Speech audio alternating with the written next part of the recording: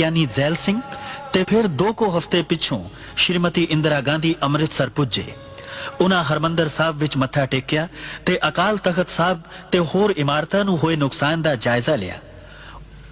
उन्हां ने तबाह होए अकाल तख्त दी मुरम्मत करवा के फौजी कार्रवाई उपर पर्दा पा देण दा फैसला कर लिया।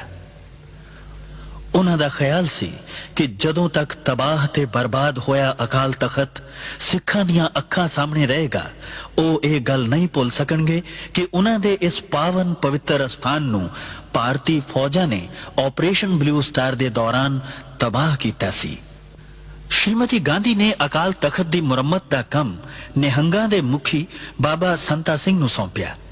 सिख भाईचारा ते खास करके खाड़कू नौजवान टठे होए अकाल तख्त साहब दी उसारी दा कम संगतां दे सहयोग नाल करना चाहुंदे सन। ਇਹ ਉਹ ਤਖਤ ਹੈ ਜਿਸ ਨੂੰ ਕਦੇ ਭਾਈ ਗੁਰਦਾਸ ਤੇ ਬਾਬਾ ਬੁੱਢਾ ਨੇ ਬਣਾਇਆ ਸੀ। ਇਹ ਉਹ ਤਖਤ ਹੈ ਜਿਸ ਨੂੰ ਕਦੇ ਬਾਅਦ ਵਿੱਚ ਪੰਜਾਂ ਪਿਆਰਿਆਂ ਦੀ ਸਰਪ੍ਰਸਤੀ ਹੇਠ ਬਣਾਇਆ ਗਿਆ ਸੀ। ਉਸ ਰਵਾਇਤ ਨੂੰ ਕਾਇਮ ਰੱਖਣਾ ਹੈ। ਕਿਸੇ ਇੱਕ ਮਨੁੱਖ ਨੂੰ ਕੋਈ ਹੱਕ ਨਹੀਂ ਆਪਣੀ ਮਰਜ਼ੀ ਨਾਲ ਤਖਤ ਬਣਾਉਂਦਾ ਫਿਰੇ। ਜਿਹੜਾ ਅਕਾਲ ਤਖਤ ਤੋਂ ਛੇਕਿਆ ਗਿਆ ਹੈ, ਪ੍ਰਵਾਨ ਹੀ ਨਹੀਂ ਕੌਮ ਨੇ ਕੀਤਾ, ਉਹਦਾ ਤਖਤ ਬਣਾਇਆ, ਕੌਮ ਕਿਵੇਂ ਪ੍ਰਵਾਨ ਕਰ ਲਏਗੀ? ਇਹ ਕਦੇ ਹੋ ਹੀ ਨਹੀਂ ਸਕਦਾ। निहंग संता सिंह द्वारा मुरम्मत किए गए अकाल तख्त नूं सिख जगत ने प्रवान न किया ते उन्हां ने अकाल तख्त दी उस इमारत नूं ढा के अपने खून पसीने ते मेहनत नाल नवे अकाल तख्त दी सिरजणा दा कारज शुरू कर दिता।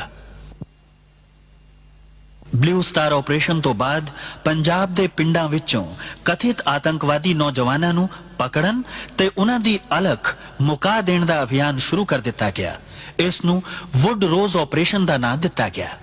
पंजाब दे अनेकां बेगुनाह युवक इस ऑपरेशन दे तहत मार दिते गए। सरकार दा कहना सी कि वो देश नूं टुकड़े टुकड़े करन दी कोशिश कर रहे सन। सरकारी मशीनरी दे हथ मजबूत करन लई विधान विच तरमीमा करके इहो जे कानून पास कीते गए जिन्हां नूं पंजाब दे लोकां ने काले कानूनां दा नाम दिता। After Blue Star, another hideous mistake was made, and that was this so-called Operation Woodrose, when people talked loosely about flushing out terrorists. And the end result was you didn't flush out terrorists, you created a whole lot more. And when you see every government is based on justice, social, economic and political, and if it fails to give justice, then it becomes counterproductive and then people take up the arms. घटनावां दा क्रम बड़ी तेजी नाल बदल रहा सी। 31 October 1984 नूं श्रीमती इंदिरा गांधी दा कतल हो गया।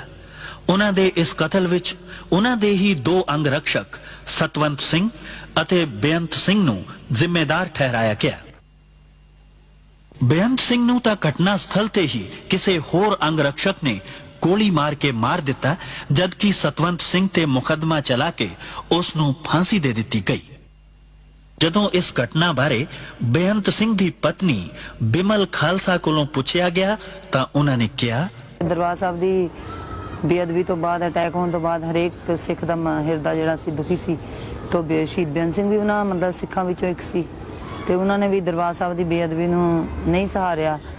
श्रीमती इंदिरा गांधी दा कतल अपने आप विच बड़ी दुखदाई घटना सी, पर इस घटना तो बाद सारे देश विच सिख विरोधी दंगे भड़क उठे।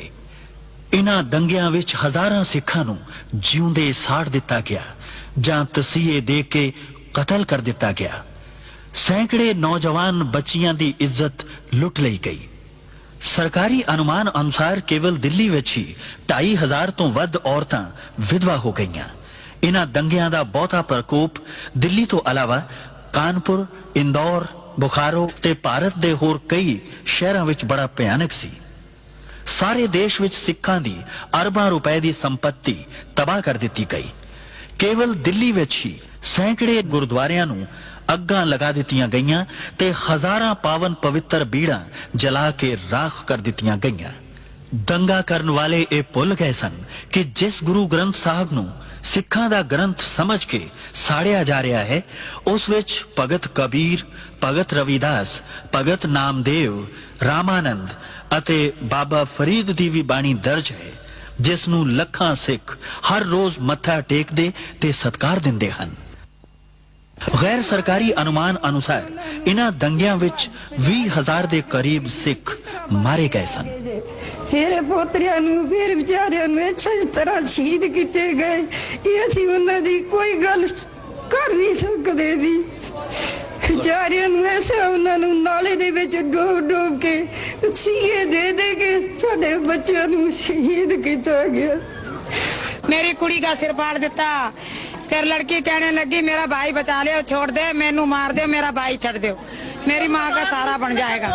कोई भंगी थे, मुसलमान थे, इस्लाम था, उद्दल था, गुप्ता था, हाँ सारे थे, सारे इस इलाके के थे। बस जब सारे भाज गए ना तो डप्पा थे बल्लम उसको ऐसे घोप दे देते थे, तो वो कहते हाय रे मैं मर गया रे, फिर वो हाथ ऊपर करते तो उसको लाठी मार के सिर पे जिंदे को आग लगा गए, मेरे मुंडे को जिन्ने को आग लगा ऐसे फंस गए जैसे बच्चे। मेरी गोदी में से खिंच के 3 साल के बच्चे मार दिए, 3 साल के इसकी 2 में 3 साल के बच्चे हो गए, बीतेगी उसके दिल पे। शिकल देख कैसी हो रही मेरी मुंडी। ऐसे जला दी आग में से काट के मार के पहले यहाँ से गर्दन काट के आग में जला दी। 1000-2000 ਬੰਦਿਆਂ ਨੇ ਸਾਡੇ ਉੱਤੇ ਹਮਲਾ ਕਰ ਦਿੱਤਾ। ਹਮਲਾ ਕਰਤਾ, ਅਸੀਂ ਗੁਰਦੁਆਰਾ ਬਚਾਉਣ ਵਾਸਤੇ ਆਏ ਤੇ ਬੰਦੇ ਦੌੜ ਜਾਂਦੇ, ਫਿਰ ਅਸੀਂ ਛਡਾ ਨਸਾ ਕੇ ਭਜਾ ਕੇ ਆ ਜਾਂਦੇ, ਫਿਰ ਵਾਪਸ ਆ ਜਾਂਦੇ। ਇੰਨੀ ਚਿਰ 2-3 ਘੰਟੇ ਅਸੀਂ ਇਸ ਤਰ੍ਹਾਂ ਹੀ ਕੀਤਾ। ਉਸ ਤੋਂ ਬਾਅਦ ਜੀ ਸਾਹਿਬ ਪੁਲਿਸ ਆ ਗਈ। ਉਹਨਾਂ ਨੇ ਕਿਹਾ ਜੀ ਤੁਸੀਂ ਆਪਣੇ ਆਪਣੇ ਘਰਾਂ ਵਿੱਚ ਚਲੇ ਜਾਓ, ਅਸੀਂ ਤੁਹਾਡੀ ਸ਼ਾਂਤੀ ਕਰਾ ਦਿਆਂਗੇ। ਅਸੀਂ ਸ਼ਾਂਤੀ ਵਾਸਤੇ ਆਪਣੇ ਆਪਣੇ ਘਰਾਂ ਵਿੱਚ ਚਲੇ ਗਏ ਜੀ। ਉਸ ਤੋਂ ਬਾਅਦ ਕੀ ਹੋਇਆ ਜੀ, ਸ਼ਾਂਤੀ ਤੇ ਹੋਈ ਨਹੀਂ। ਬੰਦੇ ਫਿਰ ਆਪਣੇ ਆਪਣੇ ਘਰ ਚਲੇ ਗਏ, ਇੱਕ 2-2 ਬੰਦੇ ਸੀ। ਉਦੋਂ ਫਿਰ ਬੰਦੇ ਇੱਕ 200 300 ਇੱਕ ਬੰਦੇ ਦੇ ਘਰ ਤੇ ਚੜ ਗਿਆ, ਪੱਥਰਾਂ ਨਾਲ ਮਾਰਿਆ, ਮਿੱਟੀ ਦਾ ਤੇਲ ਸਾੜਿਆ, ਉੱਤੇ ਅੱਗ ਲਾ ਕੇ ਬੰਦੇ ਨੂੰ ਮਾਰ ਕੇ ਸੱਟ ਗਏ। ਅੱਧਾ ਮਰਿਆ ਅੱਧਾ ਨਹੀਂ ਮਰਿਆ, ਪਿਆ ਰਿਹਾ ਜੀ। ਫਿਰ ਇਹ ਗੁਰਦੁਆਰਾ ਸਾਰਾ ਤੋੜ ਦਿੱਤਾ ਪੂਰਾ। ਬਾਬਾ ਸਾਹਿਬ ਦੀ ਪੂਰੀ ਬੇੜੀ ਦੀ ਬੇਇੱਜ਼ਤੀ ਕੀਤੀ। ਸਾਰੀ ਕਲੋਨੀ ਦੇ ਬੰਦੇ ਘੱਟੋ ਨਾ 200-300 ਬੰਦਾ ਸਾਡਾ ਇੱਧਰ ਦਾ ਮਰਿਆ। ਤੁਹਾਡੀ ਲਾਸ਼ਾਂ ਦਾ ਕੀ ਆ? ਲਾਸ਼ਾਂ ਦਾ ਜੀ ਪੁਲਿਸ ਲੈ ਗਈ, ਪਤਾ ਨਹੀਂ ਕਿੱਥੇ ਸੱਟੀਆਂ, ਕੋਈ ਪਤਾ ਨਹੀਂ। ਜਿਹੜੇ ਇੱਥੇ ਸੀ 50-100 ਬੰਦੇ ਤੇ ਇੱਥੇ ਸੜ ਗਏ, ਇੱਥੇ ਹੀ ਮਰ ਗਏ, ਇੱਥੇ ਹੀ ਪੈ ਰਹੇ। ਉਹਨਾਂ ਨੂੰ ਕੁੱਤੇ ਬਿੱਲੇ ਖਾ ਗਏ ਵਿਚਾਰਿਆਂ ਨੂੰ, ਕੋਈ ਪਤਾ ਨਹੀਂ। ਦੇਸ਼ ਵਿੱਚ ਸਿੱਖ ਭਾਈਚਾਰੇ ਉੱਪਰ ਇੰਨਾ ਵੱਡਾ ਕਹਿਰ ਟੁੱਟਿਆ, ਪਰ ਦੇਸ਼ ਦਾ ਹੁਕਮਰਾਨ ਇਹ ਕਹਿ ਕੇ ਸਪਸ਼ਟੀਕਰਨ ਦੇ ਰਿਹਾ ਸੀ ਕਿ ਜਦੋਂ ਵੱਡਾ ਦਰਖਤ ਗਿਰਦਾ ਹੈ ਤਾਂ ਧਰਤੀ ਹਿਲਦੀ ਹੀ ਹੈ। ਦੇਸ਼ ਦਾ ਆਮ ਸਿੱਖ ਇਹ ਸੋਚ ਰਿਹਾ ਸੀ ਕਿ ਕੀ ਇਹ ਧਰਤੀ ਸਿਰਫ ਸਿੱਖਾਂ ਵਾਸਤੇ ਹੀ ਹਿੱਲਣੀ ਸੀ। ये तो हम तो खुलेआम कहते हैं कि जिस देश का प्रधानमंत्री इतने लोगों की हत्या हो और उसके बाद कहे कि साहब बड़ा कोई पेड़ गिरता है तो पत्ता झड़ता ही है, तो ये कोई मतलब है कि कोई सद्भावना के दृष्टिकोण से अच्छा नहीं है। It was very sad that Indira Gandhi was assassinated. Very sad. But what followed later was sadder still. Much more sadder than. And explanations like a huge tree falling and hence there would be a small shudder around, I think they don't serve much purpose. They do not. And this thing is very, very difficult to erase from the mind. You know, I mean, any society in which the police, the administration, the Prime Minister can justify the killing of 5,000 innocent people, some of them children, do you know, I mean, because this was not terrorist killings, this was killings by the state, it was pogroms.